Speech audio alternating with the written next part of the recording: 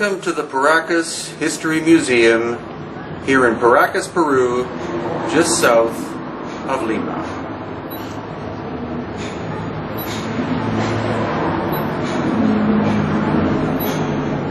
Today I'm going to show you the difference between the Paracas ancient people and other people who have lived in this area. Now this person is an example of Inca. Not Inca as in royal Inca, but Inca as in the time period of the Inca. This is a normal shaped skull, and this person's cranial volume was 1,200 cubic centimeters, which is an average human. Now this is an example of cranial deformation. The volume of this skull is 1,100 cubic centimeters. So again, basically normal. And you can tell, obviously, the deformation by the way it was flattened this way. String was wrapped around this way, possibly a board or some kind of material this way when it was a child, and the flattening was done in order to create this shape, which was desirable by these people. Now, another clue here is you see 3 cranial plates, which is normal. Your skull has that. The frontal, and then the 2 parietal plates. Now, the Inca one has that as well. It's a normal feature in a human being. And then we come to the Paracas.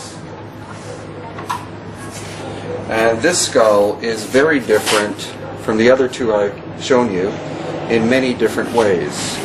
One thing is, in terms of plates, there are only 2.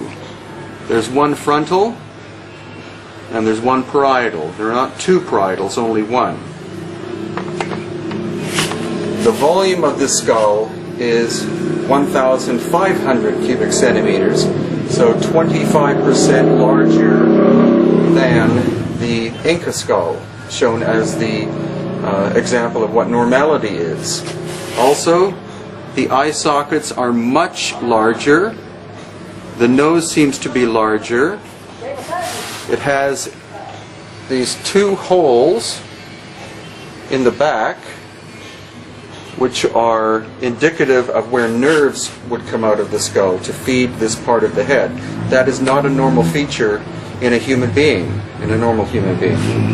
Now the shape clearly could have been achieved via deformation in order, because we can see this obvious transformation here. However, it's the volume and the fact that there are hundreds of examples of this. There are actually 5 different kinds, 5 different styles of elongated skulls here in the Paracas History Museum.